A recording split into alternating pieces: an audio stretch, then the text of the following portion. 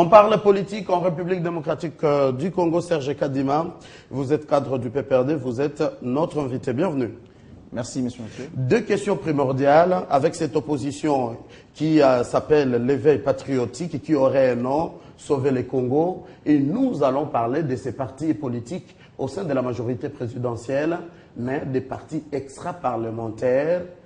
Il y aurait une certaine division au sein de la majorité avec ces déclarations contre certains au cadre de cette plateforme, la MP. Serge Kadima, merci d'être venu. On commence par la majorité. Qu'est-ce qui se passe avec ces partis extra-parlementaires au sein de la majorité présidentielle? Merci, M. Mathieu, pour la parole. Je m'irais d'abord d'entrée déjà rappeler que je ne suis pas porte-parole de la majorité. Je ne suis pas mandaté par la majorité présidentielle de parler du problème de la majorité.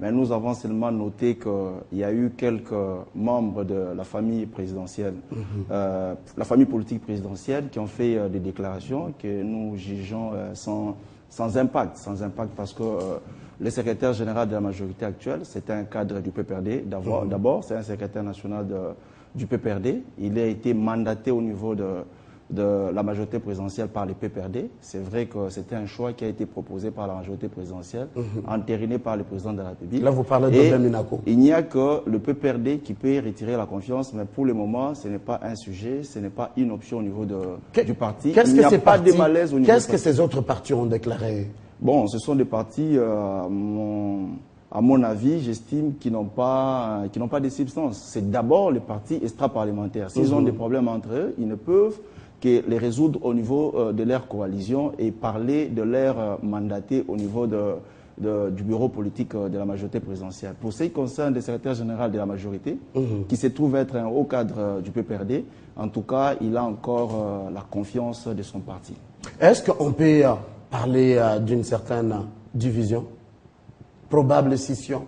Non, il n'y a pas de division. Parce que l'AMP, ce n'est pas seulement les partis qu'on retrouve au sein de l'Assemblée nationale ou du Sénat. L'AMP, c'est cette assemblée avec les partis extra-parlementaires.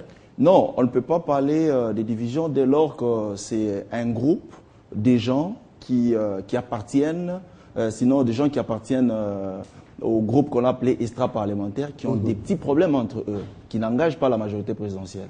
La majorité présidentielle, dans la configuration actuelle de l'AMP, il y a un bureau politique qui est en place, il y a un secrétariat général qui est présidé par l'honorable Obem Minako, qui est mandaté par le PPRD, et d'autres partis politiques aussi qui ont un poids politique important, c'est-à-dire qui ont des députés au niveau de la majorité, qui ont des délégués dans cette structure-là. Et je pense que s'il faut retirer la qualité de quelqu'un, il faut forcément appartenir à la formation politique qui les a mandatés. Qui pèse selon vous? Pas seulement qui pèse, mais qui les a mandatés. Mais est-ce que ce n'est pas une mise en garde? On a vu en France les partis qui pesaient, qui a gagné même les élections présidentielles. Avec les élections municipales, il y a eu une correction du peuple.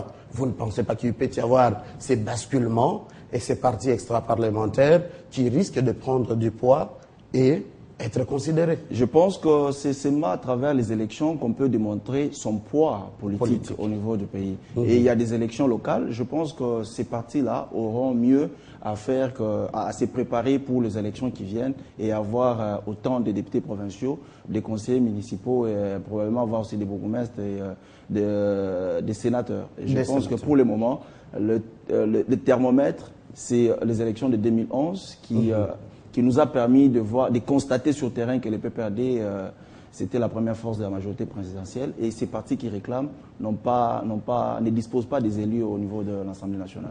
Ça s'appelle Actualité des dernières minutes avec les précisions de Serge Kadima, un des cadres du PPRD, ces grands partis au sein de la majorité présidentielle. Télé 50 va scruter avec ses investigateurs. Ne nous quittez pas, l'actualité continue sur...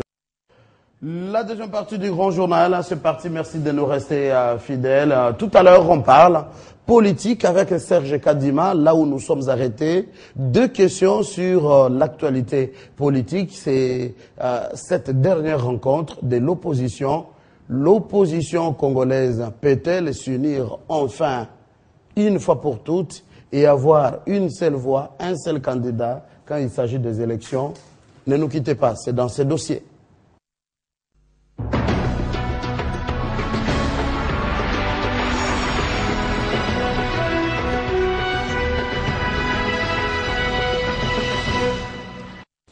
Serge Kadima, nous sommes toujours sur le même plateau du grand journal. Est-ce qu'un jour, on peut espérer à l'unité, à l'union de l'opposition congolaise en RDC? C'est pas impossible. C'est pas impossible, c'est possible, mais avec ce que nous observons actuellement au Congo, nous estimons que c'est pas avec l'opposition dans sa configuration actuelle. Il faut peut-être une nouvelle génération, sinon une nouvelle classe politique de l'opposition. De l'opposition. Parce que là, les 31, nous avons suivi nous-mêmes ce qui s'est passé dans ce qu'on peut appeler une tour de Babel au niveau de Notre-Dame. Parce que l'opposition était incapable de se mettre d'accord, de s'organiser, de faire preuve de beaucoup d'organisation et de rationalité. Vous savez, dans ces mêmes pays, dans notre pays ici, l'opposition, depuis 2006, sinon 2007, jusqu'à aujourd'hui, ils sont incapables de se choisir, sinon de désigner le porte-parole de l'opposition. Vous avez vu le comportement de l'opposition en 2011. Ils sont allés en ordre dispersé. Et aujourd'hui, ils devraient comprendre, tirer les conséquences de ces erreurs-là pour se mettre ensemble aujourd'hui, s'unir, comme vous le dites, afin de définir leur programme d'action, sinon un projet de société. Mais aujourd'hui, ils sont en porte-à-faux les uns contre les autres. Vous avez suivi ce qui s'est passé dernièrement par rapport au forum que vous venez d'invoquer tout à l'heure là. Vous avez vu qu'ils se sont beaucoup accusés les uns et les autres. J'ai suivi même les porte-parole de cette plateforme, souvent la RDC et l'honorable Steve Mbikaï, qui disait que ils n'avaient pas des objectifs de défendre ou bien de mettre en place des idées ou bien de défendre, de discuter autour des idées, c'était plutôt autour des individus. Vous savez, ça c'est une honte. Ils doivent s'organiser, s'inspirer de l'organisation de la majorité présidentielle, comme c'est le cas avec nous aujourd'hui. Et l'opposition, c'est soit X personnalités de l'opposition avaient quitté la salle parce qu'il y avait les désordres. Vous avez suivi qu'il y avait des responsables du RCD-KML qui ont quitté la salle. Il y a Martin Faélou qui appelle les autres à l'unité au moment où lui-même n'arrive pas à organiser sa petite famille politique, c'est-à-dire avec SID. Avec SID. Alors, c'est pratiquement difficile que le peuple congolais trouve une alternative crédible avec les opposants ou bien avec l'opposition actuelle. Contrairement quand Steve Mbikaï a prédit que vous, du côté de la majorité, vous allez essuyer un échec si vous tentez de revoir la Constitution. Vous pensez qu'on peut arriver à l'échec? Bon, vous pensez que nous qui sommes organisés, on peut aboutir au même résultat que les gens qui sont désorganisés? Je pense plutôt que Steve Mbikaï doit mettre en place des stratégies pour convaincre ses pairs de l'opposition afin de se mettre ensemble pour présenter aux Congolais une véritable alternative, sinon une véritable alternance. Ils doivent présenter un véritable projet de société qui bat celui de la majorité présidentielle. Alors, qu'ils arrêtent de disperser les énergies. Je les conseille en tant qu'un républicain, en tant qu'un citoyen congolais qui veut voir les choses évoluer, qu'ils se réunissent d'abord, qu'ils se mettent ensemble d'accord sur un plan qui concerne la vie de la nation, que de commencer à penser, sinon à réfléchir à la place de la majorité présidentielle. Contrairement à Sauvons le Congo, ces partis de l'opposition qui n'ont pas assisté aux travaux de concertation nationale, on a l'opposition républicaine. Là, on sent qu'ils sont calmes, un peu organisés. C'est plus qu'ils attendent des postes? Non, mais parce qu'ils ont dit que c'était une opposition républicaine. Une opposition républicaine ne peut qu'avoir les leitmotifs de pouvoir faire évoluer les choses. Jusqu'aujourd'hui, ils sont calmes parce qu'ils ont participé aux concertations nationales.